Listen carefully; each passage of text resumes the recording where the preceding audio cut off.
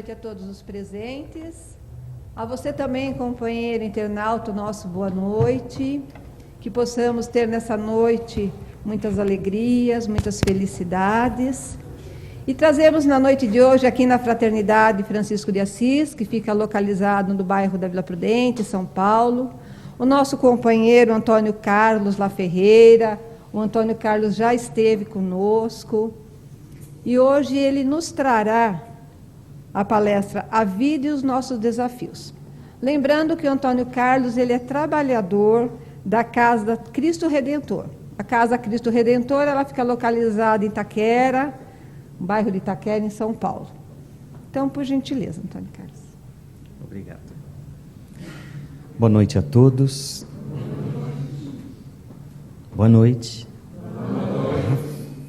Muito xoxinho. Eu deixei de ver a novela O Astro para vir aqui e receber uma boa noite assim. Boa noite. Boa noite. E o Astro está todo mundo já sabendo, que já falaram que até acabou, né? É isso mesmo? Que possamos nós mergulhar no íntimo de nós mesmos para nos conhecermos um bocadinho mais. Quem somos? A que viemos? O que é preciso fazer? De que forma fazer?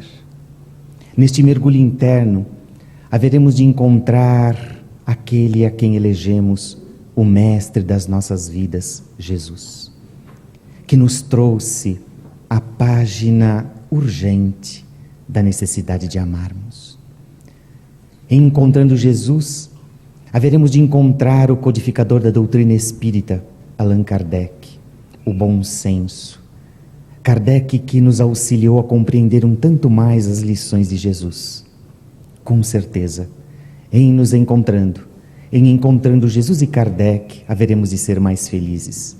Que nesse instante, a inspiração, a alegria, a paz, o bem, o amor, a esperança, a saúde, a cura, a força esteja conosco.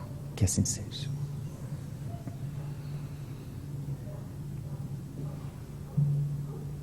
Mary Jane Medley Bethune,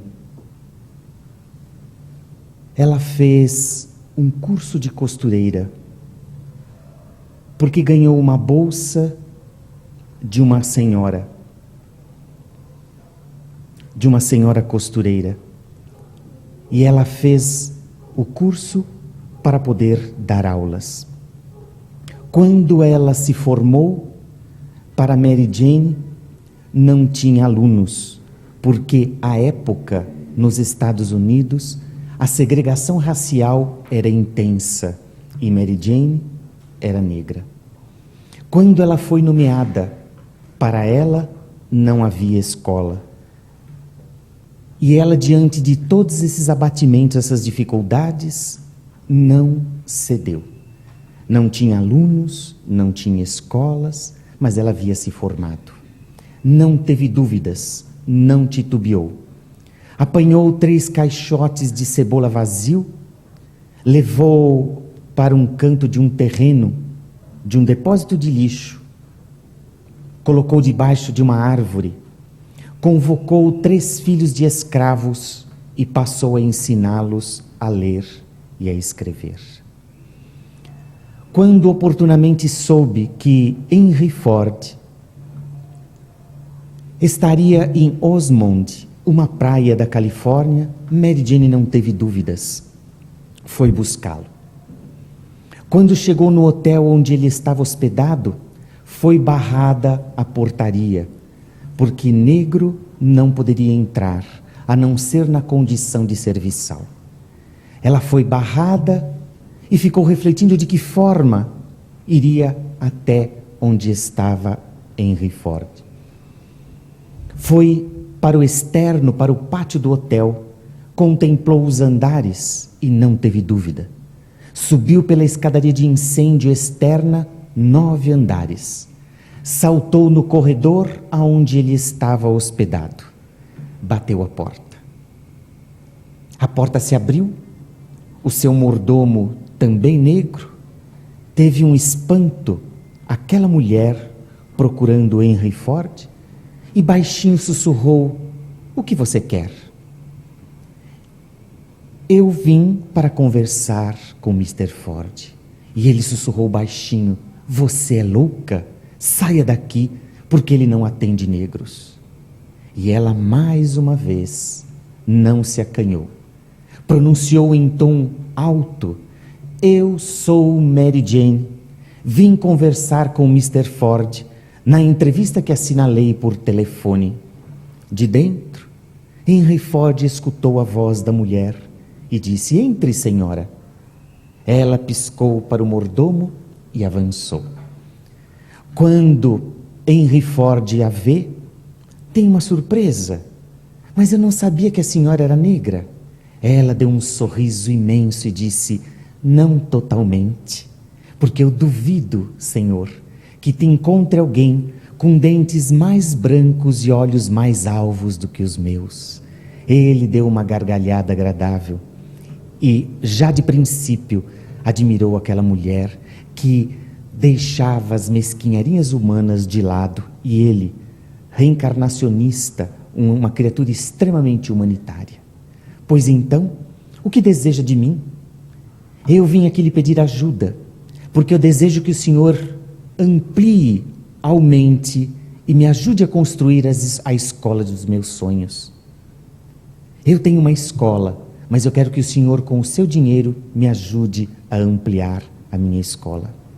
E vim lhe convidar, fazer um convite, para que me acompanhe até ver a minha escola e ver o que é possível fazer." E Mr. Ford aceitou o convite, preparou-se e logo em seguida os dois estavam descendo pelo elevador por onde ela não pudera subir. E ela, ousada, passando pela portaria, com a maior intimidade, apanha o braço de Mr. Ford e ainda faz pose para o recepcionista que não lhe deixou subir de braços dados, que não deixou subir e ela de braços dados com Mr. Ford. Subiu no carro, um carro coupé, preto, e ela desfilando pelas ruas de Osmond, contemplando a todos. E o carro seguiu na direção em que ela orientou, e foi encaminhando, foi seguindo, e Mr. Ford percebeu que ia saindo da cidade para um local mais ermo. E vai avançando quando de repente ela pede: "Pare, chegamos na minha escola." Os dois descem, ele olha e diz: "Senhora, aonde está a sua escola?"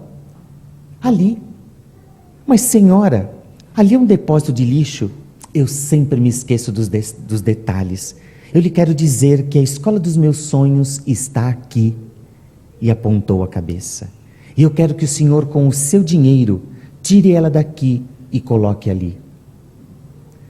À época, ele doou $20.000 a Mary Jane. Ela construiu a escola. Até o ano de 1969, essa mulher havia educado milhões de negros americanos, dando-lhe dignidade, cultura, falando de liberdade, falando de respeito, de fraternidade e de amor. Avançou o tempo, quando Franklin Delano Roosevelt, devido à guerra, cortou as subvenções. Ela não teve dúvida, agendou uma audiência com Roosevelt. Quando ele adentrou, antes de sentar-se, pôs-lhe o dedo na face e diz: "O senhor não vai cortar as subvenções das minhas escolas." Ele se ergueu da cadeira, irado, e disse: "A senhora sabe com quem está falando? Eu sou o presidente." Ela deu um sorriso discreto e disse: "Eu sei. E o senhor sabe que eu sou eleitora. E eu não vou me esquecer das nossas conversas." Ele pediu para que ela sentasse. E as escolas de Mary Jane foram as únicas, à época, que não tiveram as suas subvenções cortadas. Tamanha a sua perseverança, tamanha a sua ousadia. Avançou o tempo e no sul, onde a segregação racial muito mais intensa, muito mais difícil. Ela teve uma dor, buscou-se um atendimento e foi diagnosticado uma apendicite. Foi transferida a um hospital, levaram-na ao centro cirúrgico. Ela estava sozinha na mesa cirúrgica, quando de repente entra a equipe para poder operá-la. Todos se assustaram quando viram uma negra à mesa cirúrgica. Eles se entreolharam, os cirurgiões disseram: operar uma negra? Não. Viraram as costas e saíram da sala. Ela ficou só, olhou por uma janela que havia na sala cirúrgica e olhou o céu e se pôs em prece. O Senhor deve estar brincando comigo. Deve ter me dado essa apendicite só para testar-me. Eu te quero pedir que se me ajudar a sair desta sala, eu te prometo que na América em que o Senhor colocou no mundo, negro algum irá morrer, tão pouco por ser pecado de ser negro, porque eu não vou permitir. Saiu da sala cirúrgica, abriu uma escola de medicina. Essa mulher, a essa altura, mais à frente, conselheira para assuntos raciais da ONU, da Unesco, um vulto venerando no mundo. E ela mesmo conta que, certa feita, numa cidade do sul, aonde a segregação era muito violenta, ela estava no corredor para os negros no aeroporto, quando um jovem branco saltou a linha divisória, abraçou-a, chamou-a de mãe. E o seu amigo lhe puxou e disse: você é louco? Abraçar uma negra? E ele, reverenciando Mary Jane, diz: é por esta negra que eu estou indo para a Guerra da Coreia. É com ela que eu aprendi liberdade e democracia. Foi com ela que respeita a tudo e a todos, independente de credo religioso, de cultura, de cor. Quando fui chamado para a guerra, para ir para uma tal Coreia, eu não me lembrava mais onde ficava, quem estava lá. Busquei meu professor de geografia para que ele me localizasse e me dissesse detalhes, porque eu tinha que lutar lá para defender a democracia e a liberdade que aprendi com ela. Ele me orientou, e é por isso que eu respeito muito, porque foi com ela que eu aprendi a liberdade. Ela mesma escreve um tempo depois que, daquele dia, ela poderia ter morrido, porque a sua vida estava pautada dentro de êxito, porque ao menos uma única criatura havia compreendido a necessidade de respeito, de fraternidade, de bem. O exemplo de Mary Jane Medley Bethune é fantástico. E por que eu pensei ele hoje? Porque ele nos fala de vida, nos fala de amor, nos fala de perseverança, nos fala de luta, nos fala do primeiro passo. Que todos nós temos nossas grandes dificuldades. Não há ninguém aqui que não tenha dificuldades. Todos nós temos problemas, temos desafios, temos obstáculos a superar. Todos nós. A vida, estamos inseridos na vida para que possamos aprender a desenvolver a nossa inteligência e o nosso sentimento. E sempre, a cada hora, a cada dia, cada tempo, demanda, na nossa experiência, o perseverar, o continuar. A porta se bate, que se fecha, nós precisamos buscar contornar para poder seguir na direção de uma outra oportunidade, de um novo momento. E Mary Jane, sempre a lutadora, a que persevera, a que busca, a que avança, e que para nós é grande lição, porque todos nós temos os nossos obstáculos. Todos nós temos as interposições no caminho, dificultando, exigindo de nós a atitude, o primeiro passo para poder seguir à frente. Buscando no Evangelho segundo o Espiritismo, capítulo 5, bem-aventurados os aflitos. Hoje ninguém vai assistir a novela, como é que chama? Passione já foi, né? Como chama a novela de agora? Fina Estampa. É coisa chique isso, né? Fina Estampa. Hoje ninguém vai assistir, vamos ler o capítulo 5º do Evangelho segundo o Espiritismo. Hoje o Pereirão não vai bater em ninguém, então é Pereirão que chama? É a Griselda, né? Pereirão é feio. É Griselda? Ninguém deixa, a Griselda não vai bater em ninguém, então hoje nem precisa ver. Porque daqui a 30 dias vocês podem ver que vai ser a mesma coisa, a gente não vai perder coisa alguma. Né? O Evangelho, ler o capítulo 5 do Evangelho segundo o Espiritismo, Bem-aventurados os aflitos. Fantástico, porque ele nos fala de nós, para nós, do nosso dia a dia.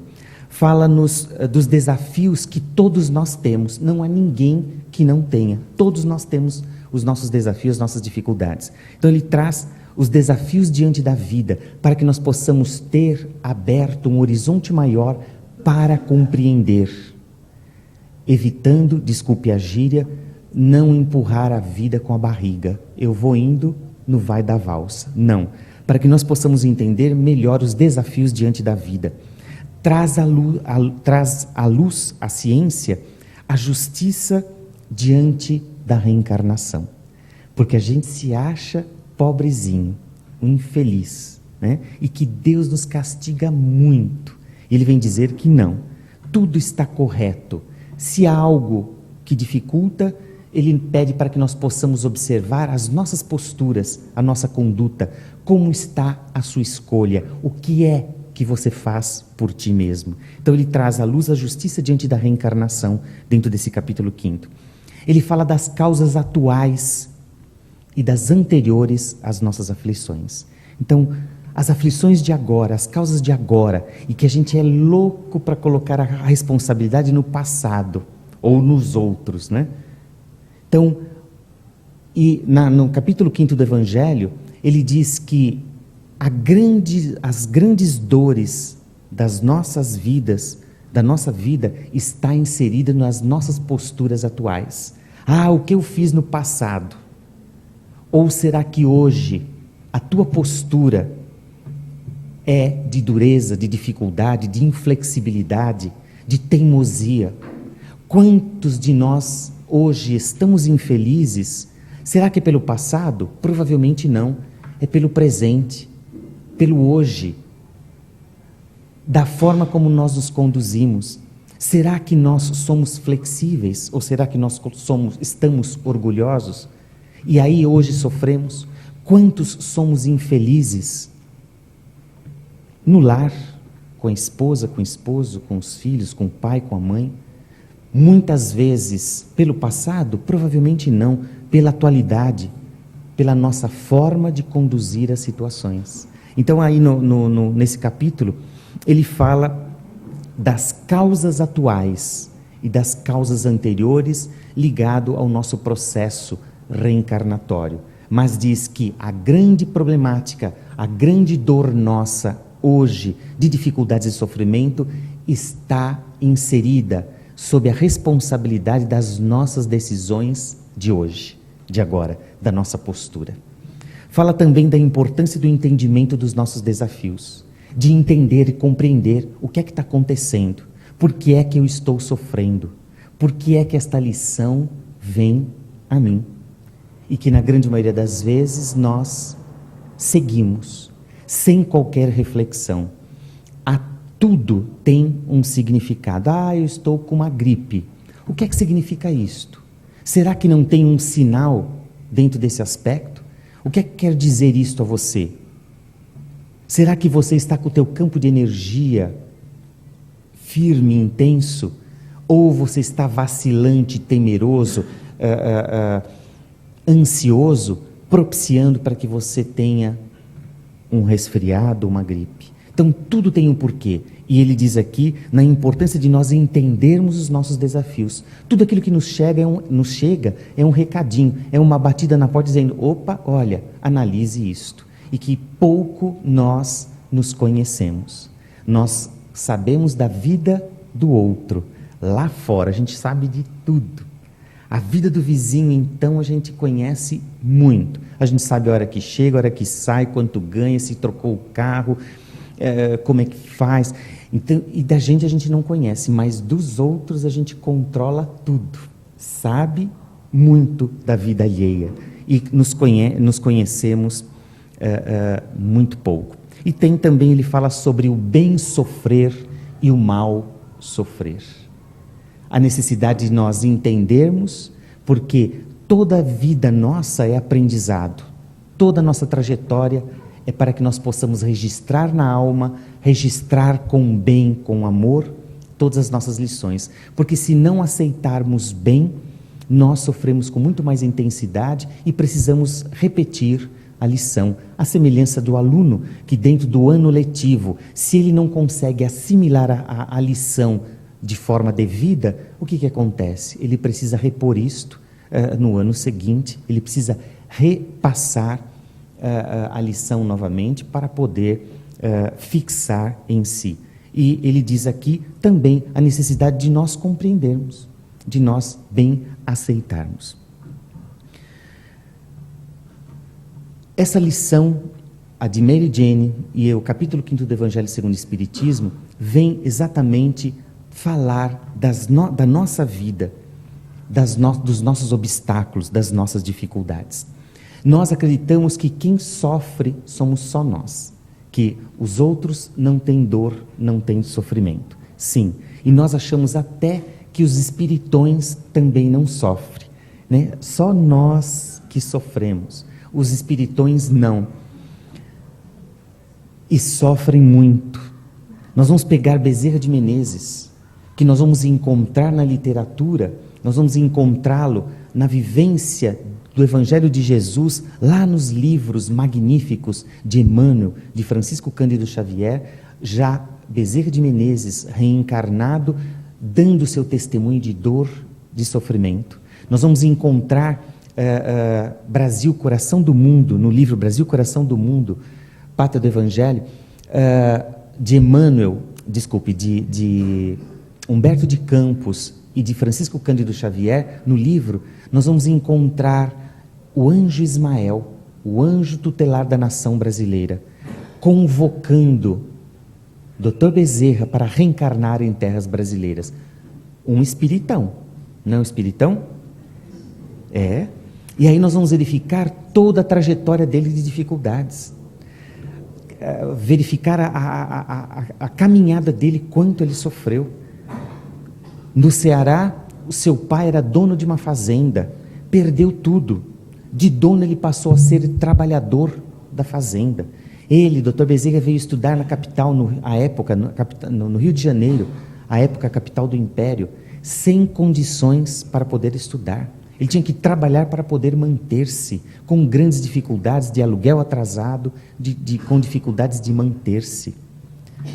5 anos ficou viúvo, 5 anos de casado, ficou viúvo, com 2 filhos, um de 3, que o tirou o chão, que o desorganizou internamente.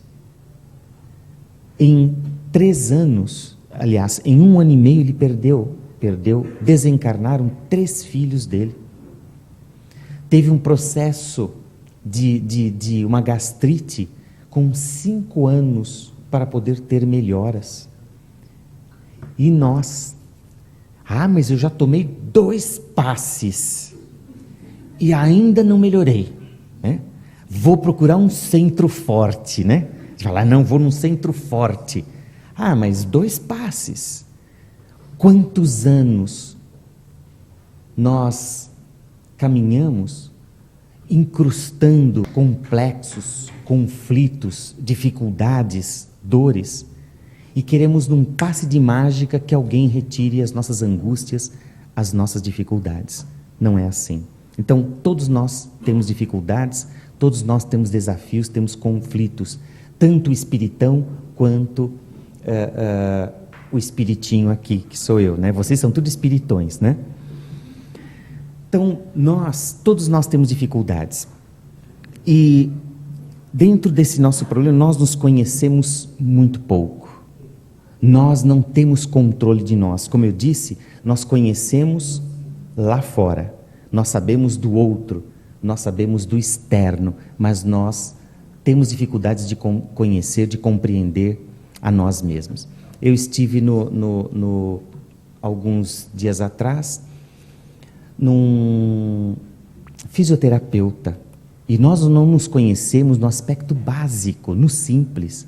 Aí eu estive no fisioterapeuta e ela me olhou depois de avaliar e disse: olha, você não sabe sentar, tem que sentar em cima do isquio. E eu falei: eu nem sabia que tinha isquio e tem que sentar em cima dele.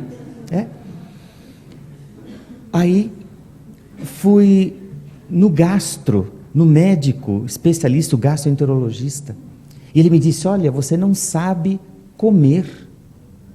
Não sei comer, não. Porque você tem que mastigar, se eu não me engano, são 32 vezes, é isso, uma bocada? Eu falei: meu Deus do céu, né? Eu que almoço em 5 minutos, né? 32 vezes. Aí ele me disse: você não sabe comer. Aí fui na nutricionista. Ela disse, depois da avaliação, disse: olha, você não sabe se alimentar, porque se alimenta de forma desordenada, não pondera, não tem o equilíbrio entre as proteínas, os carboidratos. Então eu não sei sentar, não sei comer, não sei me alimentar. E diante de tudo isso eu fui no psicólogo. E aí saí do psicólogo sabendo que eu não sou aquilo que eu achei que eu era. Então nós não nos conhecemos, nós conhecemos o outro. E aí temos grandes dificuldades de nos entender, de saber quais são as nossas potencialidades, quais são as nossas fragilidades. Nós não nos temos nas mãos. Eu tenho o outro, mas eu mesmo não me tenho nas mãos, porque eu não sei até que ponto eu avanço, quanto eu caminho, porque, desculpe outra vez a gíria, eu empurro a vida com a barriga, sem parar para refletir, sem parar para pensar, recordando que a vida é para que nós possamos desenvolver as 2 asas. Quais são essas 2 asas? Isso está filmando, é? E vocês estão me fazendo pagar mico aí. Quais são as 2 asas de desenvolvimento da vida? Fale logo que eu estou ficando com vergonha aqui. A asa e a asa do sentimento. Marques da Cruz, ele fala que o pássaro, ele só consegue alçar voo quando ele bate em equilíbrio as 2 asas. E nós vamos verificar, ele fala também a respeito do espírito, que ele só consegue alçar voo na direção de Deus quando ele tem em equilíbrio batendo as 2 asas. A asa, rápido, da inteligência e do sentimento. Então, nós estamos na vida hoje para desenvolver essas 2 asas, desenvolver a inteligência, raciocinar o que é bom, o que não é, as escolhas. A cada instante nós estamos em escolhas. A cada instante. Vocês vieram aqui hoje por uma escolha. Poderia ter ido para outro local? Sim. Abre a porta do guarda-roupa. Que roupa eu ponho? É uma escolha.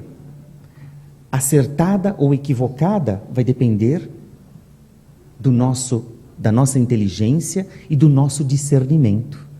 Então, a vida é para que nós possamos desenvolver as 2 asas dentro de equilíbrio, dentro dos sentimentos, da inteligência dentro dos sentimentos, pautando dentro do nosso processo de equilíbrio. E nós não nos conhecemos, temos grandes dificuldades dentro do aspecto básico, aquilo que eu falei na brincadeira, mas é realidade.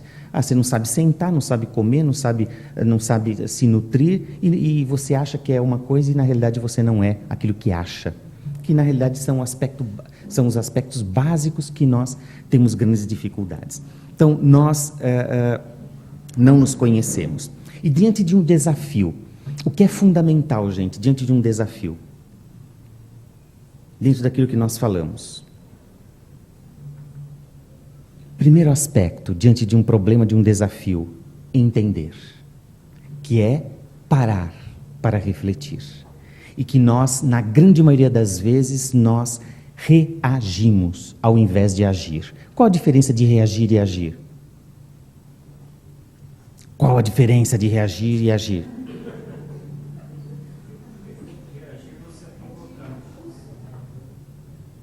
Fala, Juninho. Para reagir, você é provocado. E o agir? Tem que pensar. Isso. O agir passa pelo meu discernimento, aonde eu vou refletir, vou ponderar, vou pensar. Reagir, quando eu cheguei, o Júnior pisou no meu pé. Eu já fui para dar um sopapo nele. Aí vi ele fortinho, falei, não. Aí eu passei pela agir, né? É brincadeira ele não pisou no meu pé, não. Mas o reagir é isso. Nós vamos de impulso. Pisou, está aqui. O agir passa pelo nosso momento de reflexão. E diante de um desafio, primeiro aspecto é entender o que é que está acontecendo. Reflita, analisa, pondera, traga à tona os teus valores, para que você possa discernir, passar a agir, não reagir. Então, o primeiro aspecto diante de um obstáculo, entender. Você parou, refletiu, entendeu? O passo seguinte é agir, modificar a situação. Diante de um desafio, nós temos dois caminhos. Quais são esses dois caminhos? Agora não vou bater asa, só vou esperar. Diante de um desafio, quais são os dois caminhos?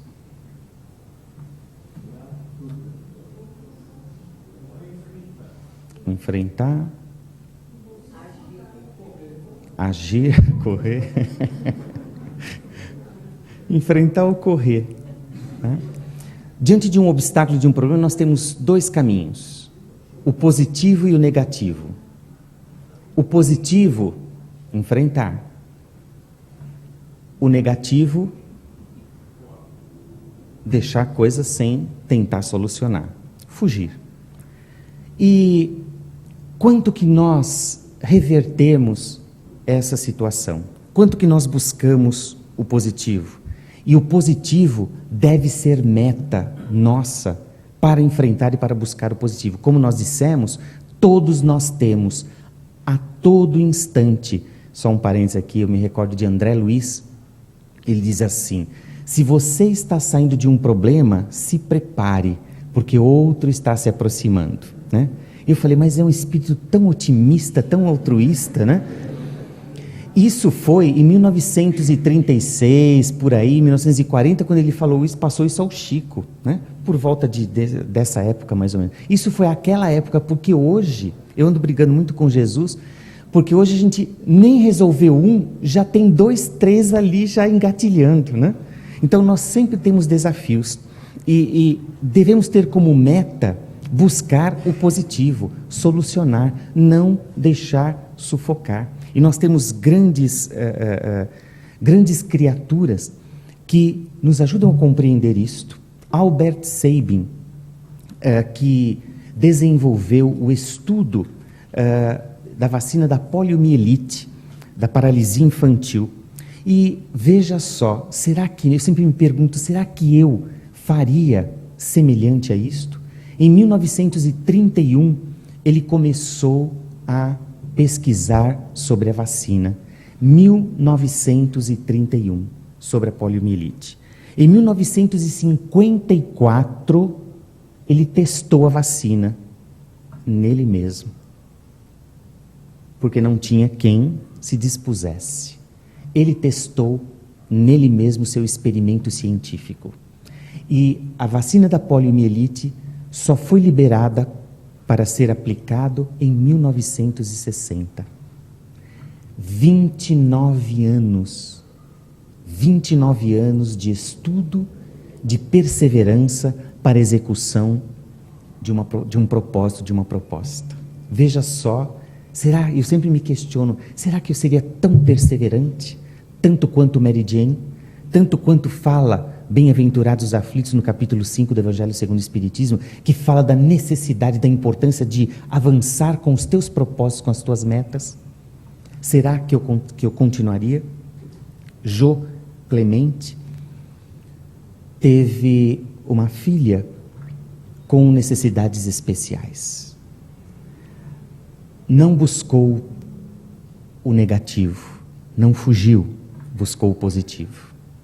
Fundou a APAE, que beneficia milhares de criaturas, Associação de Pais e Amigos das Crianças Excepcionais. De um problema, de um obstáculo, poderia acabar-se. Não, tomou o rumo positivo, buscou o aspecto do bem, o aspecto do bom, para poder encontrar o aspecto positivo dentro da sua própria vida.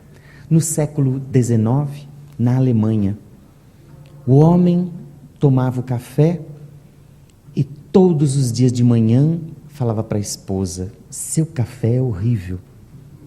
Eu falei, olhei para a minha, brincadeirinha, calma, não é assim, né? Senão eu não tenho como dormir em casa hoje, né? Ele todo dia dizia: seu café é horrível. Todo dia ela amargava com a reclamação dele, falando do café, que o café era horrível. E depois de longo tempo, numa manhã, ela estava conversando com a vizinha, que é raro isso, né? A mulher falar e está na vizinha conversando. Eu até achei estranho. Isso acho que é só na Alemanha, porque para cá não é assim não, né? Ela estava na vizinha conversando e foi escrever quando a vizinha utilizou um mata-borrão. Vocês sabem o que é mata-borrão?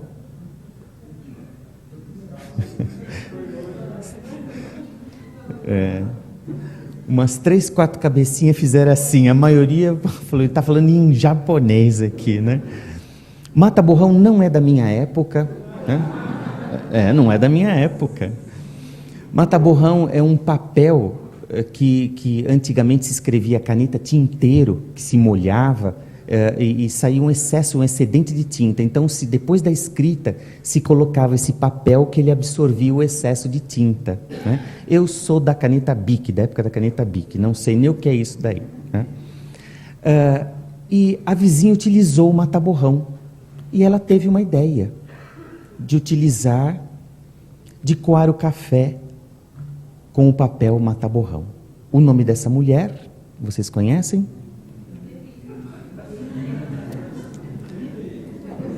O nome dessa mulher da Alemanha do século XIX, Melita Bentz, que a partir daí criou o coador de papel. Do positivo, do negativo, aliás, para o positivo. Saber modificar, transformar o aspecto, buscar o positivo. E nós, na grande maioria das vezes, nós nos abatemos diante das dificuldades. Mas nós devemos percorrer o positivo, buscar. Geserge Mestrel foi pescar mosquito, isso é bom, né? Foi caçar moscas para fazer pesquisas, junto com o seu cão.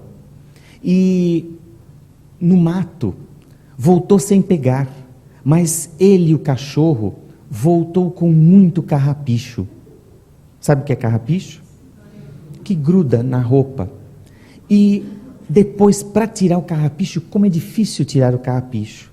A dificuldade de soltar do seu cão e dele próprio o carrapicho. Mas aquilo lhe instigou. De que forma? Por que gruda tanto aquilo? Qual é o mecanismo que existe no carrapicho?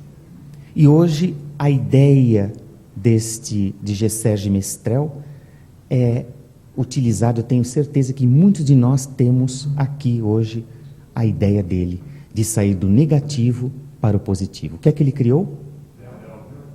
O velcro, que nós utilizamos hoje em todos os lugares aí, roupa, bolsa e tanta coisa, o velcro. Thomas Edison, o que criou a lâmpada, quando lá dentro do seu experimento, lá novamente ele deu uma orientação e o seu colaborador disse: eu não vou fazer mais, porque nós já erramos mais de 100 vezes. E ele disse: alto lá, eu não errei mais de 100 vezes. A tentativa de criar a lâmpada, de fazer a incandescência no bulbo, eu não errei 100 vezes. Eu aprendi como não fazer mais de 100 vezes. Visão diferente. No experimento seguinte, ele nunca tinha feito, tirado o ar do bulbo, deixar vácuo no bojo de vidro. Ele nunca tinha deixado assim. Tirou o ar e aí sim teve a incandescência do filete e surgiu a lâmpada elétrica, a lâmpada incandescente.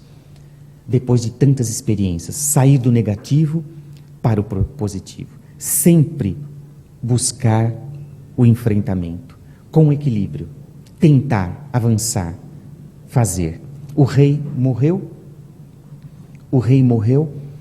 e seu filho foi tomar o lugar. E as pessoas ali do redor disseram, olha, para que você assuma o reinado, nós temos um teste para fazer. Mas teste? Eu não sabia disso? Sim. Para que você assuma o lugar do seu pai como rei, você tem que passar por um teste. Mas e qual é o teste? Você tem que enfrentar 2 leões sem qualquer armas na mão. Ele disse, de jeito nenhum, né?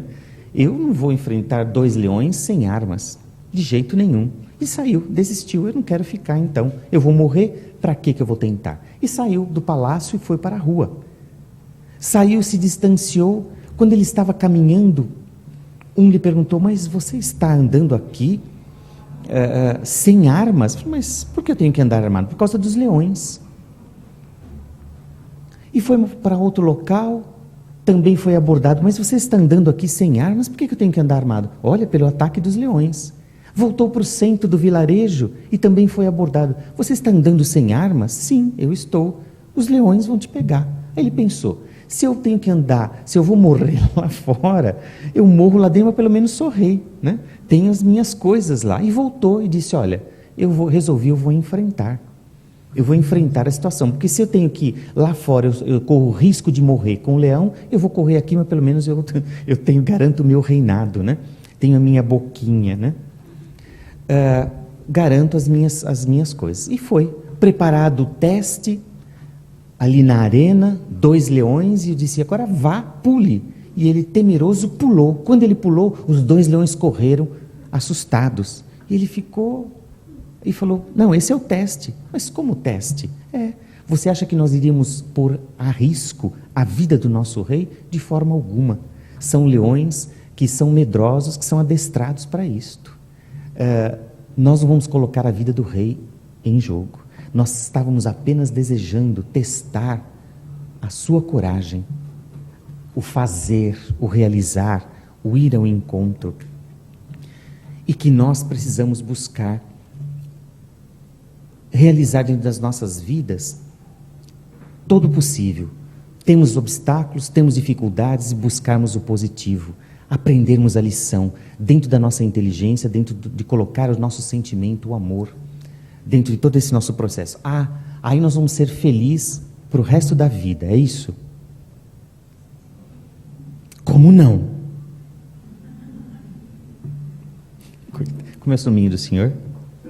Seu Fernando se assustou comigo e falou... Nós vamos ser felizes para o resto da vida? Fala, seu Fernando. Seu Fernando até se calou, coitadinho. Tá certo, seu Fernando, não vamos. Nós não podemos nos iludir com isto. Temos obstáculos? Sim. Mas agora eu vou na casa espírita, tudo está resolvido. Equívoco. E se alguém falar isso, cuidado, porque não é assim. Tudo nos dá base, nos dá condição para que nós possamos trabalhar conosco e enfrentar os nossos obstáculos. Com dificuldade? Claro que sim, porque não há mágica. Não há mágica. Tudo demanda do nosso esforço, da nossa atitude. Bom, todo tempo feliz, impossível. E nós temos que tomar cuidado para não nos enganarmos. Isso é importante. Cuidado para não viver iludido e enganado. Não, nós vamos ter dificuldades, sim. Vamos ter. Mas nós não podemos nos enganar.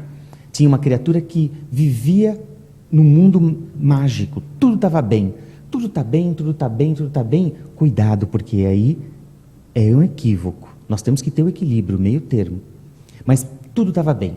E ele trabalhava colocando neon, aqueles luminosos em prédios, sabe? Que se tem, aqui em São Paulo não tem mais, mas ele trabalhava. E um dia, ele estava no 20º andar de um prédio e caiu. E uma senhorinha o viu quando ele passou no 10º andar. E perguntou para ele, tudo bem? Ele disse, até aqui está tudo bem.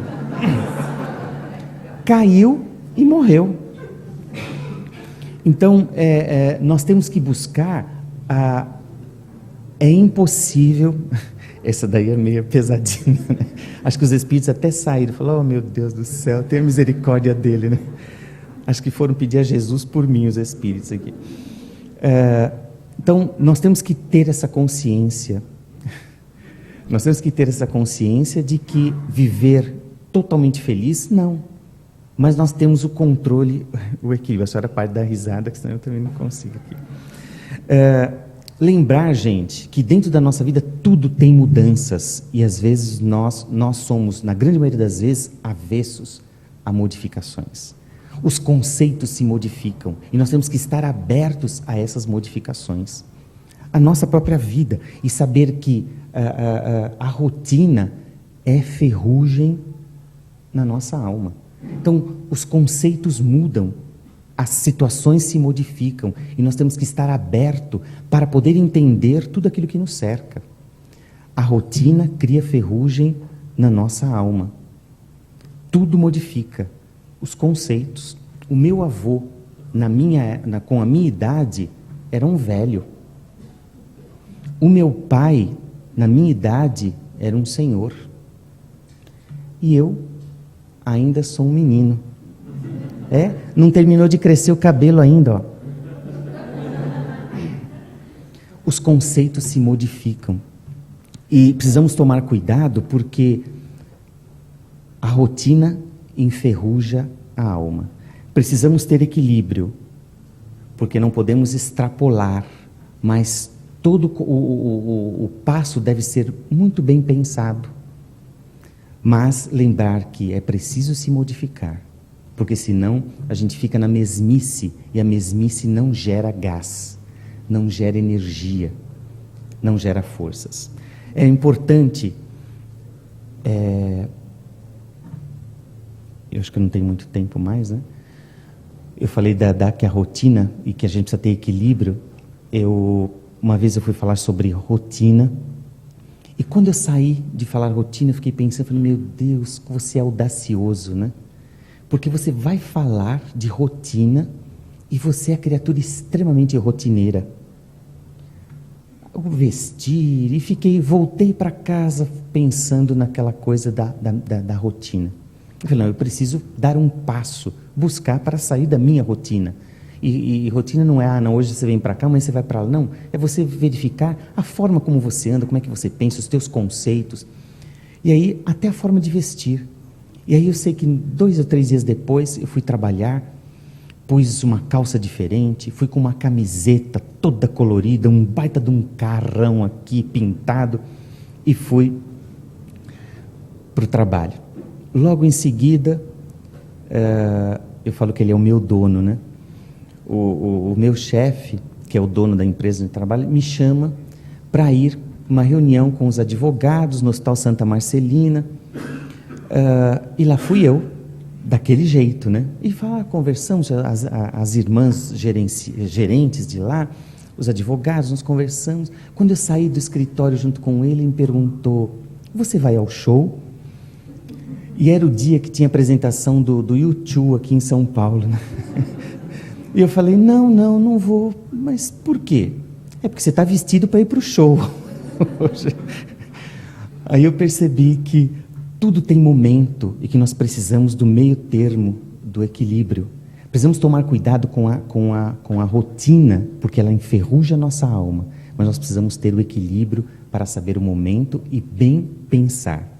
Dentro de todo esse aspecto de realizar e de fazer, a motivação.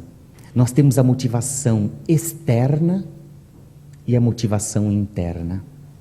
A motivação externa, ela é superficial. Ela vem e vai. Eu vejo isto dentro da casa espírita. Nós temos vários cursos em nossa casa, vários cursos, e aí tem um punhado de alunos. Tem o curso de educação mediúnica, o curso de passes, aí nós temos lá 80 pessoas que encerram o curso de passes. Para o trabalho efetivo, vão uns 30, mas 80 fizeram. Daqui 6 meses tem 3. A motivação externa é superficial. Faz para chamar a atenção, faz porque alguém algum dia disse, olha, do tal do bônus hora, você trabalha e você vai ganhar a tua casinha lá no céu, aquela coisa toda. Então a gente faz externo porque alguém nos informou, mas não é porque é algo refletido, algo trabalhado no teu interno, que é diferente da motivação interna.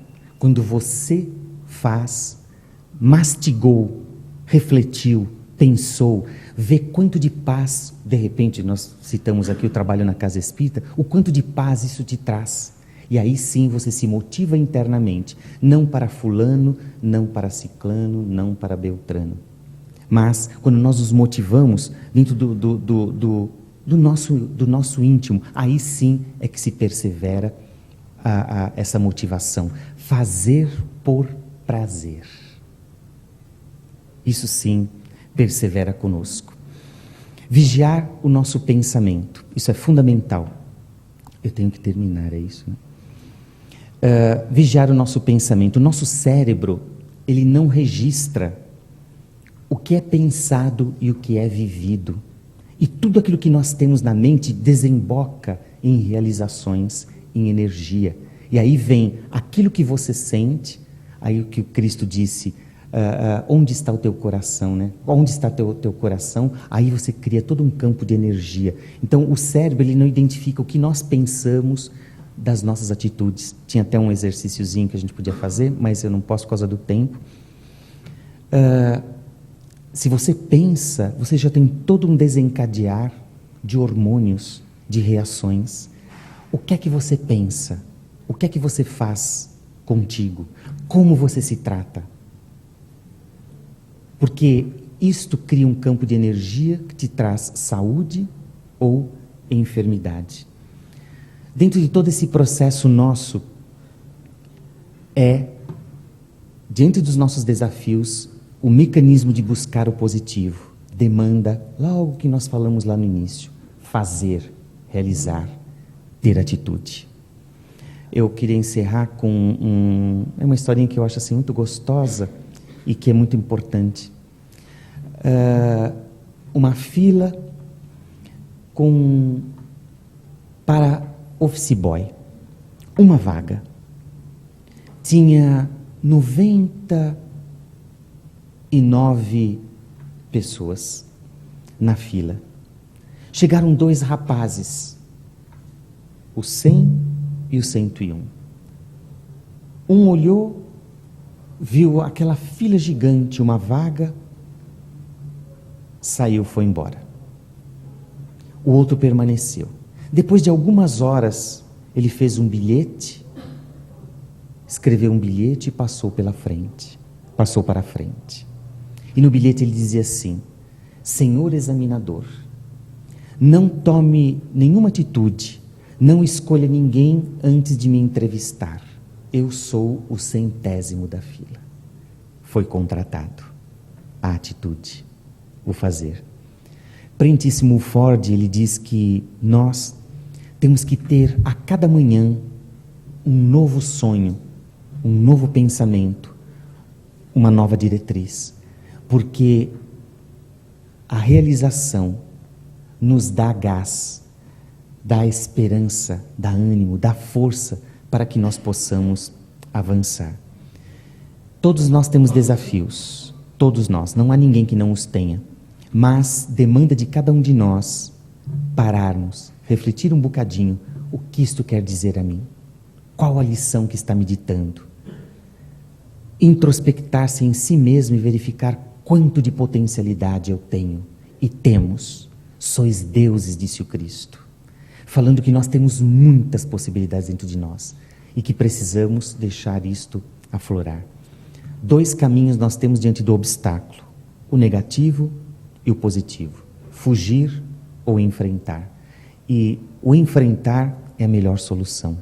E com certeza o amor de Deus sempre está conosco, sussurrando aos nossos ouvidos da alma para que nós possamos trilhar em caminhos de maior saúde e de maior paz.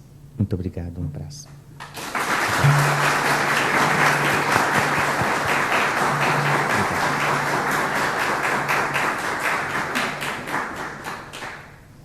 Bom, Antônio Carlos, nos resta agradecer a sua presença, por tudo que você nos trouxe na noite, né?